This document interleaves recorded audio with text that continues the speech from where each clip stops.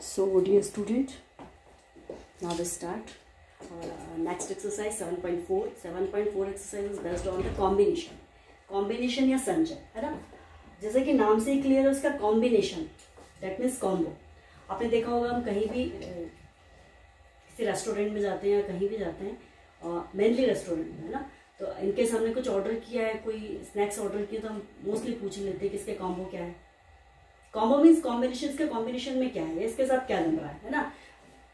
तो ये यहाँ पर अब जो मैथमेटिकल लैंग्वेज में हम यहाँ पर जो शो करेंगे कॉम्बिनेशन, वो थोड़ा सा डिफरेंट है। कॉम्बिनेशन का मीनिंग है, फॉर एग्जाम्पल मेरे पास जो थ्री, कॉम्बिनेशन का मीनिंग है कॉम्बिनेशन सेम है, ऑब्जेक्ट सेम है ना। ऑब्जेक्ट चेंज होगा तो कॉम्बिनेशन चेंज होगा, अदरवाइज कॉम्बिनेशन अरेंजमेंट पर फोकस नहीं करेंगे यहाँ पर, है ना। कॉम्बिनेशन या संचय मतलब ग्रुप को मिला के। फॉर एग्जाम्पल मेरे पास है A, B and C is the three letters और 3 books। अब इसको मुझे क्या करना है, कंबाइन करना है। C के प्लस पर हम यहाँ पर ले लेते हैं S, ओके। 3 बुक्स है मेरे पास में, अब इसको कंबाइन करना, क्लियर। तो मैंने पहले ग्रुप बना दिया A और B का, फिर मैंने बना दिया again second BS, now third AS, clear. और मेरे पास क्या हो सकता है BA, SB और क्या हो सकता है SA, ठीक है। अब यहां पर आप ये देखिए 1 2 3 4 5 6, ये जो 6 आपके पास आ रहे हैं, ये आ रहे हैं आपके पास arrangement.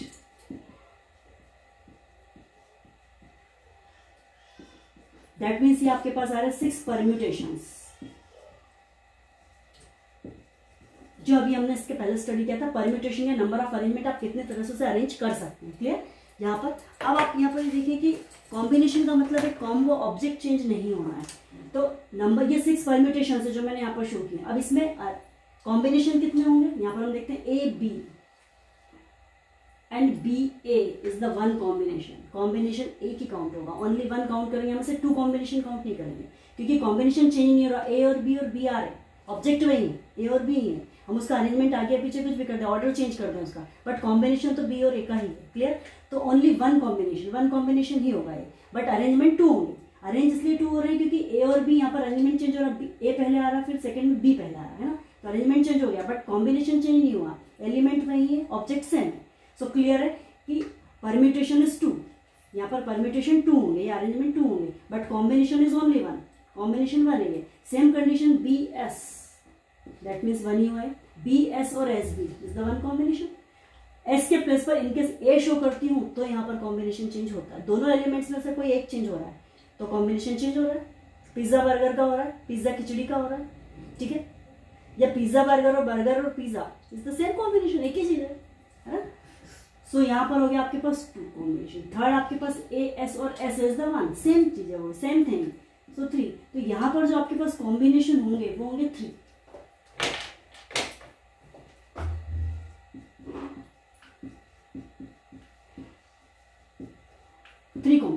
Combination is 3, but permutation is 6.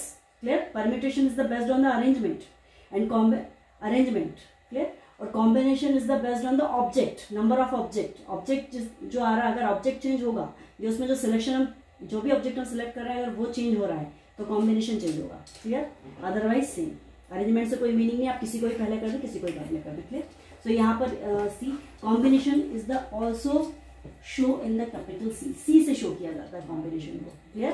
Permutation को P से शो किया था, कॉम्बिनेशन को C से शो किया, क्लियर। सेम कंडीशन यहाँ पर भी होगी। NCR का मीनिंग है वही सेम कंडीशन कि टोटल आपके पास जितने हैं और आप कितने का कॉम्बिनेशन बना सकते हैं। फॉर एग्जांपल मेरे पास ये 3 बुक्स हैं, 3 बुक्स से मुझे 2 बुक्स का क्या बनाना है, कॉम्बिनेशन बनाना है, clear.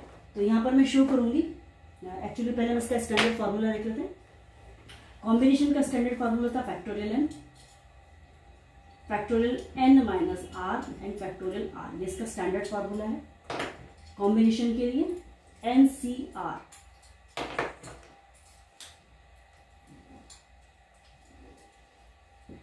Factorial n minus r and factorial r, है ना। जो परम्यूटेशन था, परम्यूटेशन में फैक्टोरियल r नहीं आ रहा था, सिर्फ इतना ही फार्मूला था परम्यूटेशन का, बट कॉम्बिनेशन का ये भी संचय, क्लियर। NCR, अब इसी को देख लेते हैं हम एग्जांपल। हमारे पास टोटल जो ऑब्जेक्ट है वो कितने 3 है, क्लियर। और सिलेक्ट मुझे 2 करना है, तो आंसर हुआ मेरे पास फैक्टोरियल 3, 3 माइनस 2 एंड फैक्टोरियल 2। इसको मैंने सॉल्व कर दिया। Factorial 3, 3 minus 2 that means factorial 1 and factorial 2। Clear? ये हुआ। इसको मैं सॉल्व कर लेती हूँ। 3 इंटू 2 इंटू 1, 2 इंटू 1, 2 से 2 कैंसिल हुआ। सो फाइनली आंसर हुआ मेरे पास 3। मतलब 3 अगर मेरे पास ऑब्जेक्टिव है उसमें से मुझे 2 सिलेक्ट करना एट ए टाइम। कितने टाइप से हम 2 को अरेंज कर सकते हैं ना, तो मेरे पास आंसर होगा 3 टाइप। 3 टाइप से हम उसे अरेंज कर सकते हैं। 3 हमारा आंसर आ भी गया था कि 3 में से अगर 2 सिलेक्ट करना तो हम 3 टाइप्स कौन से कैलकुलेट करेंगे। 3 आंसर आया था, 3 कॉम्बिनेशन। ये हमने किया था ए बी, बी एस और एस। क्लियर? ये 3 टाइप्स मेरे पास आ गए। ये हमने एग्जाम्पल देखा था यहाँ पर। 3 टाइप से आप उसे अरेंज कर सकते हैं। कॉम्बिनेशन 3 ही होगा बट परम्यूटेशन 6 होगा। सो ये फार्मूला हमें यहाँ पर यूज करना है। सेम कंडीशन यहाँ पर एक फार्मूला और यूज होगा।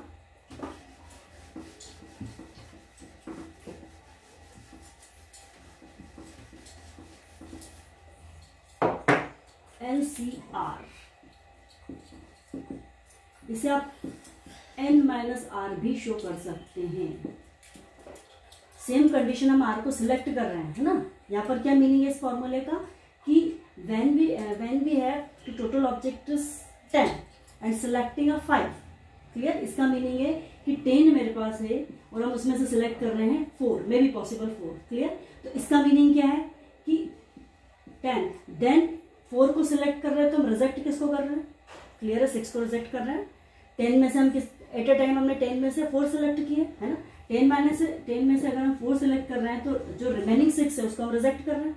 क्लियर है? मैंने ब्लू वाला ले लिया, रेड वाला ले लिया, व्हाइट मुझे नहीं लेना और ऑरेंज मुझे नहीं लेना, मुझे येलो कलर नहीं लेना है। क्लियर? तो जितने भी कलर्स उनको मैं रिजेक्ट कर रही हूँ। सिलेक्ट मैं 4 को ही कर रही हूँ 10 में से। क्लियर? तो सेम कंडीशन 10C4 का मीनिंग है total object of 10 and we have to select only 4 object, है ना। 4 को सिलेक्ट कर रहे हैं और इसका क्या मीनिंग है 10 माइनस 4 दैट मीन्स टोटल 10 है और उसमें से रिजेक्ट में कितने को कर रही हूँ? 6 को कर रही हूँ रिजेक्ट। 10 माइनस 4 मतलब 4 जो मैंने सिलेक्ट किए वो, लेकिन ये कंट्राडिक्शन फॉर्म में आ रहा है। मीन्स एक फॉर्म आ रही है जिसको मैं सिलेक्ट कर रही हूँ और सेकंड मैंने फॉर्मूला अप्लाई कर दिया जिसको मैं सिलेक्ट नहीं कर रही हूँ, रिजेक्ट कर रही हूँ। क्लियर? सो एनसीआर के प्लेस पर एनसीआर n-1 ये भी होता है ना।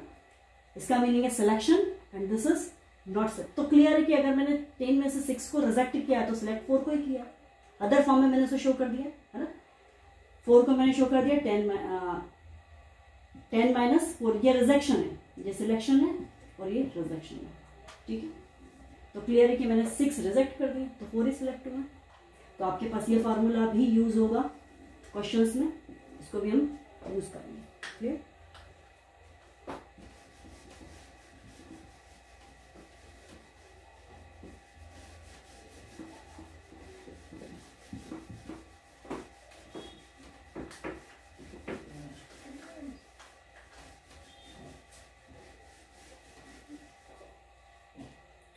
क्वेश्चन नंबर एक्सरसाइज 7.4 पर आइए। Question number first,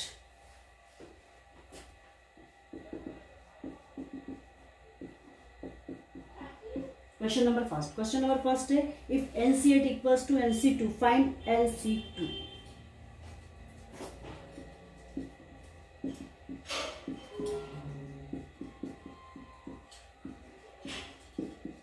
means clear है कि 2 तो सभी जगह आ रहा है ना। आपको n की वैल्यू कैलकुलेट करनी पड़ेगी क्योंकि n का आंसर हमारे पास आएगा तो ही हम इसे क्या कर पाएंगे? सॉल्व कर पाएंगे। क्लियर? सो n का आंसर यहाँ पर मे बी पॉसिबल 4 आया तो हम 4C2 कैलकुलेट करेंगे या 5 आया तो 5C2 कैलकुलेट करेंगे। क्लियर? तो इसको सॉल्व करने की टेक्निक जो इजी होती है ना, एक इजी टेक्निक होती है, वो क्या होती है वो हम देखते हैं, है ना। मेरे पास क्वेश्चन है NC8 is equals to NC2, है ना। इसका सॉल्यूशन स्टार्ट करते हैं हम।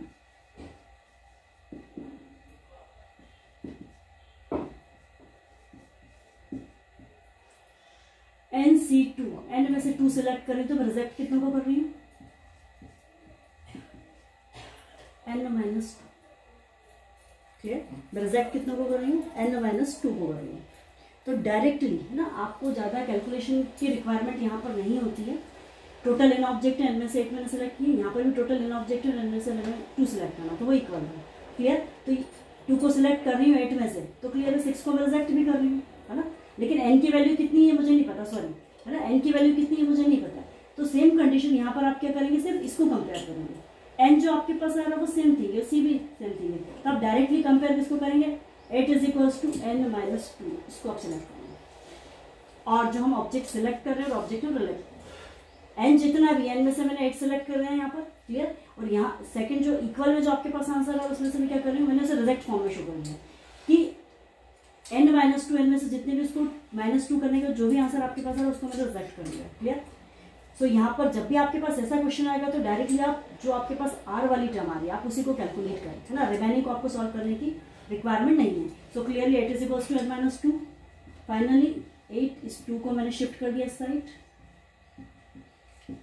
तो आंसर हो गया 10 इज इक्वल्स टू n का आंसर आपके पास हो गया 10, n इज इक्वल्स टू 10। अब आपको nc2 कैलकुलेट करना, दैट मीन्स मुझे कैलकुलेट करना 10c2, nc2 is equals to what, ठीक है। सो मैं सॉल्व करूंगी यहाँ पर 10c2 के लिए मैं फिर से वही फॉर्मूला यूज करूंगी, कौन सा, एनसीआर वाला। यहाँ पर एक फॉर्मूला शो कर देती हूँ, 10c2 के लिए फॉर्मूला कौन सा शो करेंगे हम यहाँ पर,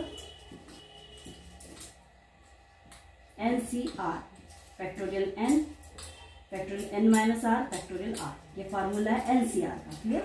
r के प्लस पर है आपके पास 2 और n के प्लस पर है आपके पास 10, तो यहाँ पर फार्मूला अप्लाई कर दीजिए, फैक्टोरियल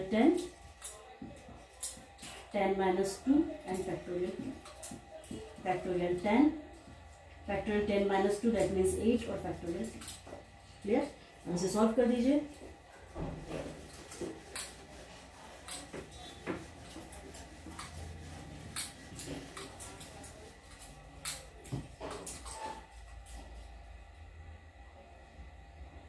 टेन को मैंने सॉल्व किया, 10 into 9 into factorial 8, why factorial is already in denominator form, denominator में फैक्टोरियल 8 आ रहा है हमारे पास, है ना।